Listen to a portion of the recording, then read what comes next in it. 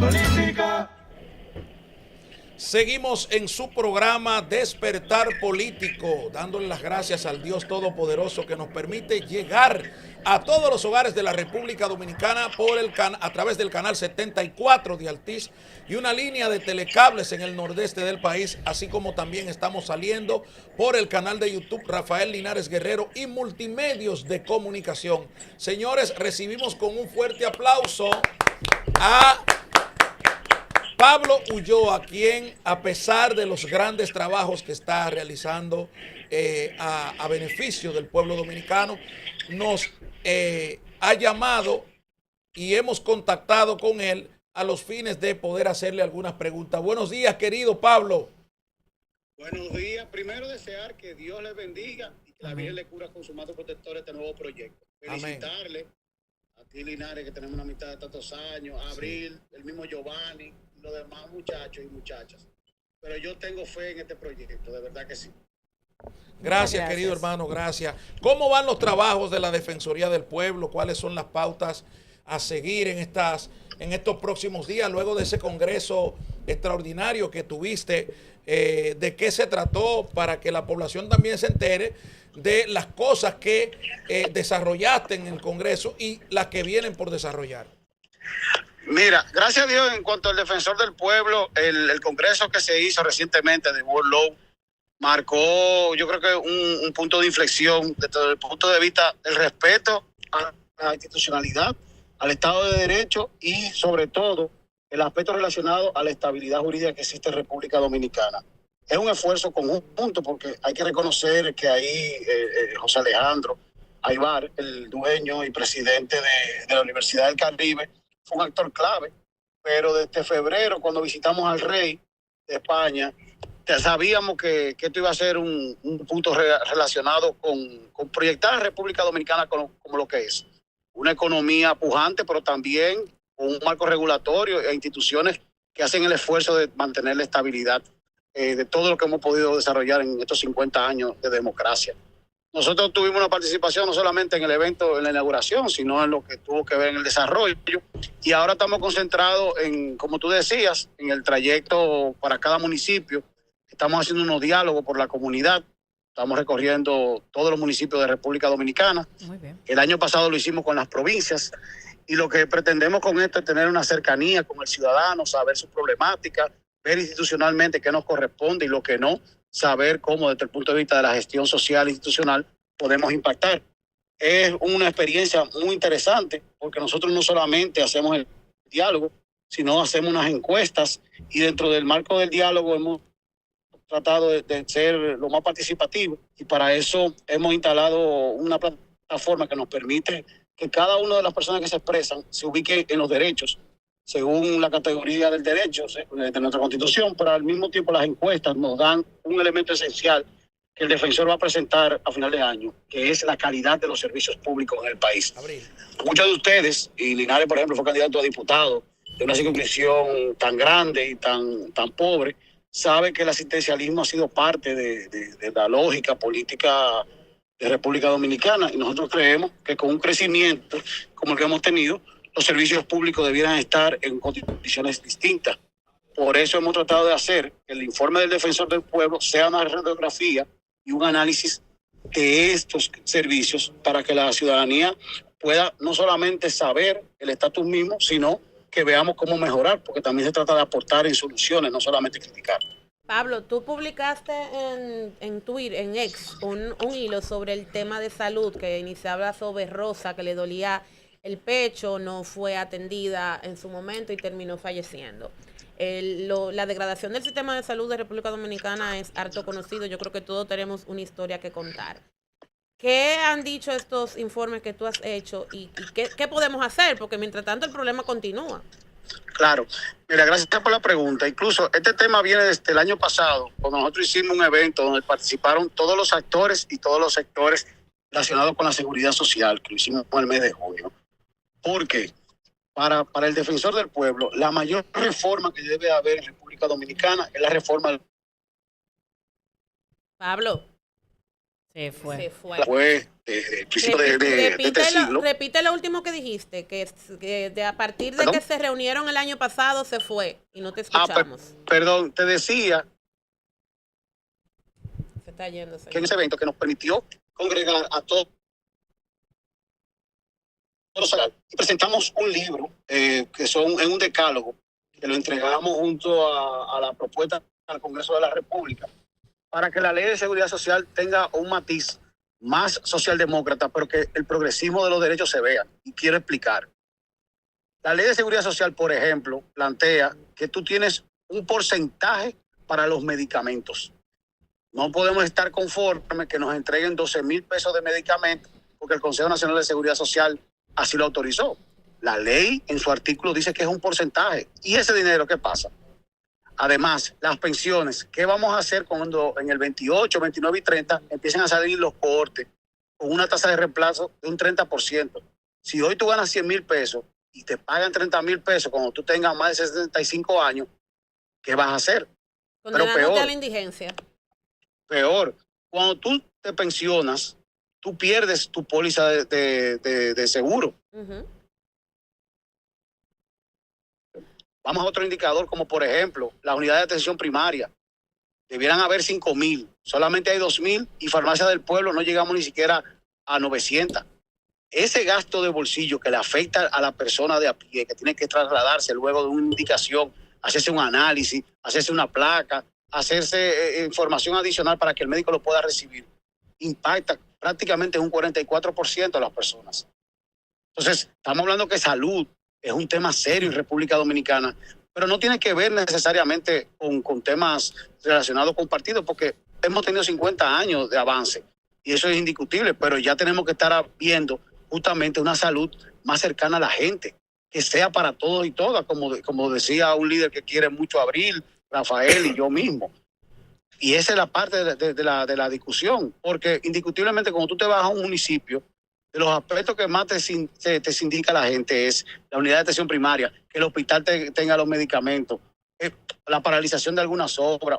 ¿Hay esfuerzo? Claro que sí. Yo creo que el ministro de Salud Pública ha hecho un gran esfuerzo en apenas este año. Pero esto no es un tema de ministro, no es un tema de partido, es un tema de sociedad. El Congreso tiene un rol que tiene que jugar y es reformar una ley que a todas luces decía que en 15 años, luego de aprobada, iba a ser reformada o actualizada, y no ha sido así. Entonces, ese debate de salud pasa solamente del Ejecutivo y llega al Congreso, y por eso nosotros hemos tratado de poner el tema justamente en el meollo, porque son de los aspectos que estamos viendo en nuestros recorridos. Buenos días, Pablo Ulloa, Joyce Melenciano de este lado. Quería preguntarte, sabemos que ustedes llevan una labor titánica desde las oficinas del Defensor del Pueblo, con las prisiones preventivas, con las personas que están en las cárceles y no cuentan con una representación. Quisiera saber, de las víctimas del pasado 8 de abril del jet set, de ese colapso, ¿se han acercado esas personas a la oficina del Defensor del Pueblo? Sí, de manera individual e incluso de manera por representación. Afectados fueron, en el caso de los colombianos. Ok.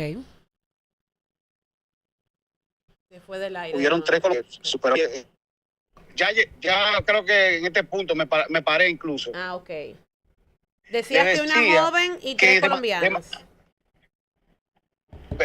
Le decía que de manera individual se nos han acercado, pero también de manera diplomática, porque la Embajada de Colombia nos presentó 3 casos. Okay. De ellos hay uno que falleció, que fue una joven. Quedaba en el aire la pregunta sobre las víctimas del jet set que se han acercado a la oficina del Defensor del Pueblo. Perfecto. Entonces, le decía que de manera individual sí. Y le pido disculpas a ustedes y a los oyentes. Pero por lo menos soy un funcionario, un servidor público que ando recorriendo el territorio. Y la señal no necesariamente tiene que ser correcta.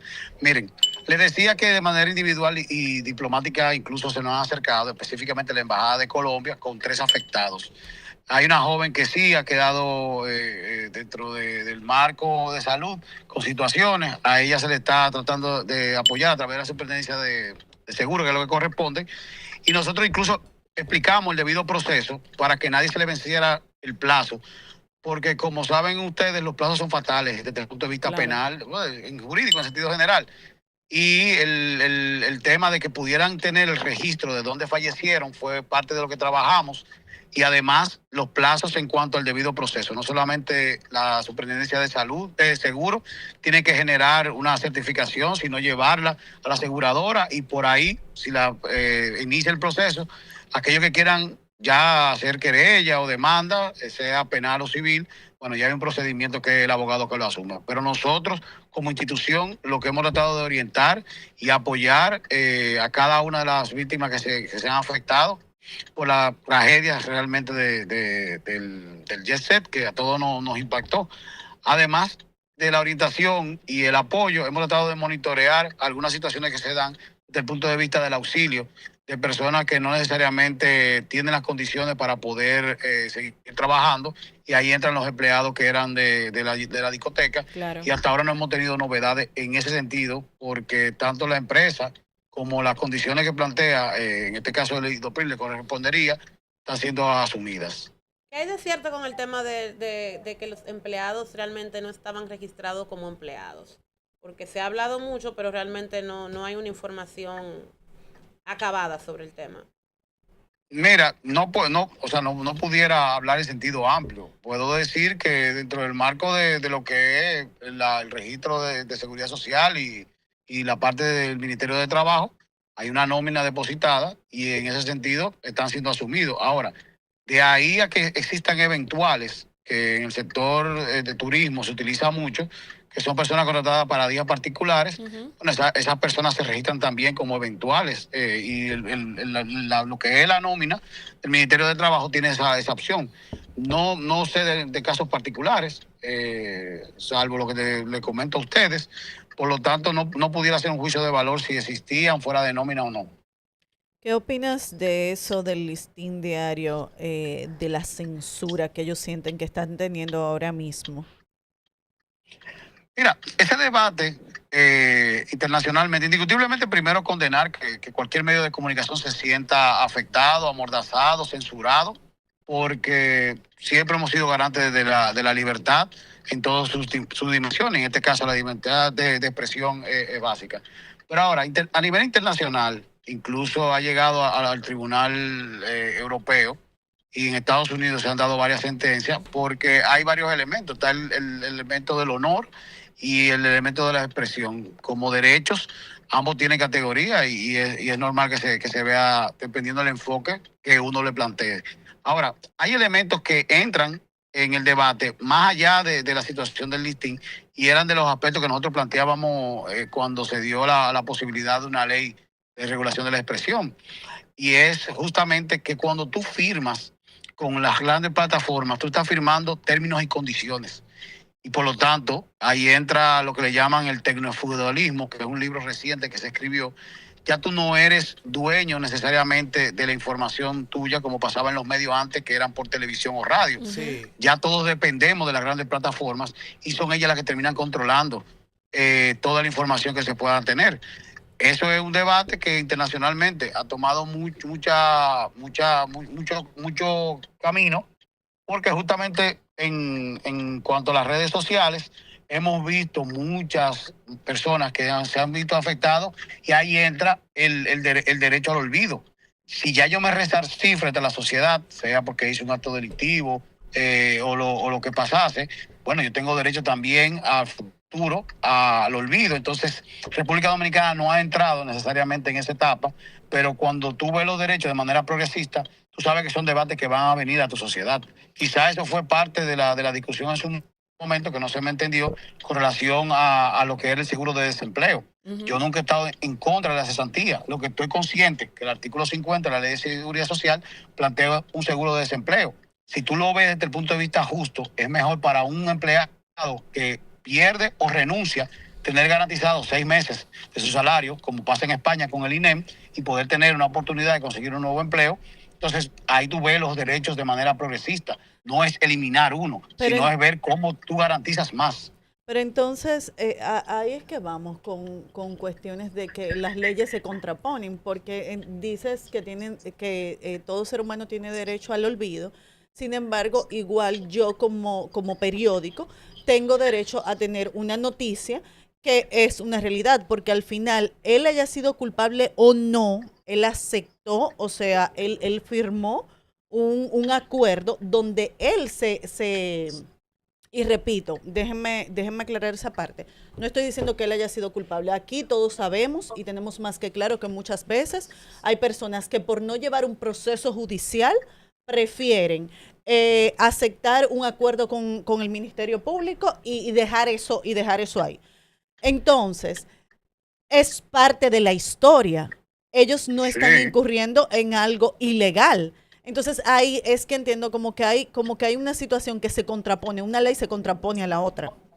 Lo que pasa es, vamos a ponerlo en perspectiva. Incluso, bueno, no sé técnico en términos jurídicos, sino vamos a verlo en plano. Ciertamente, cuando tú haces un proceso penal abreviado, tú aceptas una culpabilidad. Exacto. Eso, eso es simple. Por lo tanto, de alguna manera, tú estás asumiendo una condena, en este caso, no por un tribunal, que lo valida un juez, sí, pero realmente el proceso se da con el Ministerio Público. Por lo tanto, desde el punto de vista del dolo y lo que implica la culpabilidad, sí existe lo que plantea la noticia. Ahora, que no se diera a través de los tribunales, pues, que en un proceso donde tú debatieras, donde tú discutieras, donde tú presentaras presupuesto, donde tú generaras debate, que es otro tema, pero sí hay una sentencia. Exacto. Porque está avalado por un juez. Entonces, por eso yo te hablo del derecho a la verdad. El medio tiene el derecho de plantear la verdad y ahí entonces entra justamente de que ellos son firmantes de términos y condiciones de plataformas. O sea, fíjate que no es una situación local, es internacional, pero el hecho de ya tú pertenecer a una dimensión mayor en el mundo te da entonces una serie de derechos y deberes para una comunidad, en este caso, en la comunidad digital. Por eso decía que la perspectiva es más progresista de lo que se puede ver localmente, porque localmente tú tienes el Código Penal, que es obsoleto, que tiene que ser actualizado, pero te da la capacidad de tu poder incoar recursos relacionados con la parte de que te dañaron tu honor. Pablo, en el caso, por ejemplo, del Yexet, tú dices que hay personas que se han acercado, pero que hay otras que, aunque se te acercan a la Defensoría del Pueblo, han decidido no presentar ningún tipo de reclamo, y cuando lo presentan, la empresa del Yexet le ha cubierto algunas cosas. En realidad, Yexet, ¿qué le ha cubierto a esa gente? Todo lo que están reclamando, o sea, todos sus derechos, específicamente los empleados. Yo fíjate que no hablo de la modalidad de los empleados como tales, porque cada uno de ellos tiene una modalidad y hace un contrato con la empresa de una forma.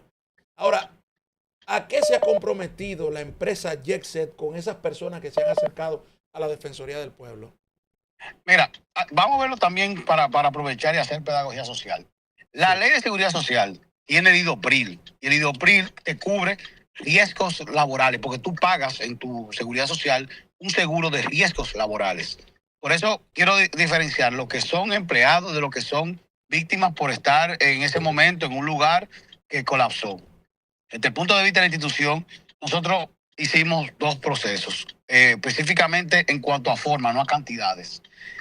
Uno, la parte de la superintendencia de seguro para que el fast track, o sea, el debido proceso sea rápido, sea más expedito, y en 48 horas se estaban entregando las certificaciones. Eso desde el punto de vista de la administración pública. Y ya la parte privada, en este caso, el abogado de los dueños, Miguel Valerio, se hizo contacto con el abogado a los fines de que no solamente a través de la superintendencia, sino que esta persona, específicamente la joven, entregara un presupuesto de todo lo que había conllevado su proceso, para entonces que pudiera ser cubierto. No solamente desde el punto de vista de lo que sería los baremos, si fuéramos en Europa, de que hay una categorización del tipo de daño y los montos, sino desde el punto de vista de qué tanto había incurrido las personas, porque incluso esta fue la joven que tuvo que viajar a Asua porque la familia del novio vivía allá, en ese momento no le pudieron dar las atenciones que correspondían por un tema de condiciones económicas. Entonces, cada caso tiene su particularidad porque depende también de qué quiera la persona o la familia o las víctimas como resarcimiento. Entonces, cada uno se modula de manera distinta. Y en ese caso, tú, Rafael, que has llevado procesos, sabes muy bien que va a depender no necesariamente de lo que aconseje el abogado Sí. privado, sino de lo que decida justamente el afectado. Nosotros Sí. servimos como canal, como puente, como orientador, como guía, pero tenemos que ser respetuosos de la institucionalidad que nos corresponde. Ok. Por otro lado, Pablo, esas personas acercándose a la Defensoría del Pueblo han mostrado una seguridad y una confianza en dicha institución y eso es lo más importante, independientemente de lo que ha pasado aquí. ¿En cuáles otros casos la Defensoría del Pueblo ha tenido que involucrarse de manera así muy directa con abogados, partes en el proceso, para tratar de resolver problemas? Porque si bien es cierto que la Defensoría del Pueblo vive resolviendo tantos y tantos problemas, no los cacarea. No es, diría yo, en el buen sentido de la palabra, no es como la función esencial a la que ustedes se dedican. Pero queremos tener también conciencia y presencia de que tú nos digas a qué otros, en cuáles otros casos la Defensoría del Pueblo ha intervenido de una forma directa a los fines de mediar, de ayudar a todos los involucrados en el proceso. Perfecto. Mediaciones, te puedo decir que a solicitud de las partes, tanto el Defensor del Pueblo como la Iglesia Católica, son los que han llevado el proceso de mediación del conflicto de la Barri, con los comunitarios y en este caso el Ministerio de Energía. Y hemos tenido prácticamente 3 meses de trabajo y entiendo que en las próximas semanas vamos a tener ya un resultado satisfactorio para la sociedad. Título de propiedad, por ejemplo, en Barahona, unas 600 familias que se vieron afectadas con un proceso que implicaba su titularidad.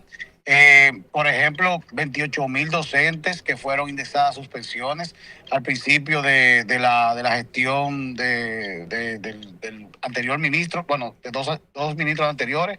En este caso, el primer ministro que se nombró en el gobierno actual.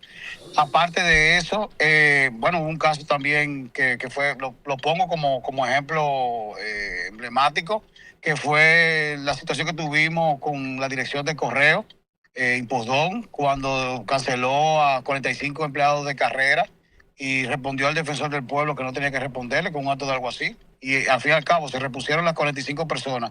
Se pagaron 92 millones de salarios vencidos y no pagados y se pagaron 150 millones de liquidaciones que estaban pendientes a empleados. Entonces nosotros también en los tribunales hemos hecho valer nuestra capacidad y nuestra gallardía en algún sentido. Y por ejemplo le pongo un caso de la carcelita de Villa Colina, cerca de Mano Guayabo, donde habían prácticamente 230 personas en un espacio de 40 y tantos personas que quedaban en un sótano de un destacamento. Nosotros junto con Defensa Pública entramos a los tribunales, se eliminó la carcelita, se llevó a un lugar con mejores condiciones para los privados de libertad, pero el mismo día que el defensor fue, que fue un sábado, aparecieron 52 resoluciones. Y tú como litigante sabes que esas resoluciones no se hicieron ahí mismo, estaban guardadas. Y era parte de un esquema de microcorrupción que existía en las cárceles, donde tú tienes que pagar 3,000 pesos diarios prácticamente para estar en el VIP. Sí. O por ejemplo, piensa en las situaciones que se dieron en La Victoria, donde nosotros ayudamos a todas las familias luego del fuego. En medio del fuego servimos de apoyo a la Dirección de Prisiones para poder coordinar con el Ministerio de las Fuerzas Armadas, 911 y demás, pero luego servimos de apoyo para que las familias de los presos, de los privados de libertad, supieran dónde estaban sus reclusos. Estoy poniendo 5 ejemplos particulares, pero del día a día, indiscutiblemente el tema de camas, el tema de medicamentos, con el tema de salud particularmente. En los momentos donde educación abre los procesos, que es agosto y enero, hemos ayudado continuamente en el tema de los cupos para los niños que están cerca de los liceos, de las escuelas, que es lo que corresponde según la ley 6697 general de educación. Lo que tiene que ver con mediaciones interpartes, por ejemplo, conflictos que se dan entre vecinos, también es una línea de trabajo que hemos tratado de trabajar mucho, lo que es resolución alternativa de conflictos. Y en el marco de esta ruta que estamos haciendo en todos los municipios, nosotros vamos recopilando todas las necesidades. Por ejemplo, ayer en Rancho Arriba o ayer en Villa Altagracia, se dan situaciones particulares. En Rancho Arriba hay temas que tienen que ver con agua, por ejemplo, o temas que tienen que ver con la escuela, que nosotros lo canalizamos para que se pueda concluir una obra. Claro. O, por ejemplo, en Villa Altagracia, el proceso del peaje, estamos tratando de ver, porque el alcalde nos lo solicitó, de ser observador o ser parte del proceso de búsqueda de una solución a los 90,000 Villa Altagracianos, como ellos se llaman, que implica Villa Altagracia y sus distritos que están siendo afectados con el peaje. Sí. Traté de resumir, 10, para que podamos ver un poco la dimensión tan amplia del defensor del pueblo, incluso desde el punto de vista de la magistratura moral, la ley del DNI, la 124, la única institución que formalmente presentó una carta en noviembre y la ley se aprobó en diciembre fue el defensor del pueblo, y la matriz con que se organizó la comisión por la sociedad de diarios y otras instituciones, además del defensor del pueblo, fuimos nosotros que la presentamos, y dentro de la comisión de los abogados que se pusieron de acuerdo para presentar el proyecto de ley que tenía que eliminar la que existía, estuvo justamente el secretario general de la institución. Por lo que quisiera es que vean un sinfín de actividades y de situaciones que tienen que ver la amalgama de los 32 derechos fundamentales que nosotros tenemos en nuestra Carta Magna, que es parte de la constitucionalidad. Bueno, le damos las gracias Buen a Pablo resumen, Ulloa, director, representante del pueblo, defensor de la Defensoría del Mira, Pueblo. Linares, y quiero aprovechar tu medio y a todos ustedes también Sí. para darte las gracias, porque cuando pasó la situación de la DGCET, específicamente lo del canódromo, Sí. tú fuiste de las voces que se levantó, conociéndome como me conoces, Sí. que yo sería incapaz de hacer un proceso de manera indebida. Sí. Y justamente nosotros hicimos todo, y por eso yo de mi dinero pagué el dron, porque se vieron las acciones con las que me agredieron y agredieron al equipo de trabajo del defensor y a los medios de comunicación, porque gracias a esa situación que sucedió, se rompió una estructura que existía. Entonces, son de los aspectos que también hay que significar de manera humilde cuando la gente te conoce y valora y al mismo tiempo defiende. En el caso tuyo, escuché todos los comentarios que hiciste, te lo agradezco públicamente, igual a Abril, que fue solidaria, y el mismo Giovanni, que lo conozco recientemente, pero le quiero dar las gracias a ustedes, y como le dije al principio de la llamada, que Dios les bendiga y la Virgen les cubra con su manto protector. Amén. De corazón, gracias, Amén. y son Amén. un aporte para la sociedad. Amén. De todo corazón, gracias. Lo hice, querido hermano, porque te conozco, sé tu formación, tu aplicación a lo que te dedicas, y de verdad que en ese momento lo que más tú necesitabas era apoyo, porque conozco tu trabajo, querido hermano. Igual lo hiciste con el tema relacionado a lo que quisieron hacer con el escudo. A la Que bandera. ya, gracias a Dios, salimos del proceso. Sí. Justamente, incluso el 20 se lee la sentencia en extenso. El dispositivo ya fue leído, pero quiero ser humilde en ese sentido y reiterativo el agradecimiento a cada uno de ustedes, porque lo más importante para un servidor público es que la gente sepa que quiere trabajar y que es honesto. Ya Así lo es. demás es añadidura. Gracias, querido Pablo. Gracias a la Defensoría del Pueblo por aceptar esta conversación. Despertar político, despertar político.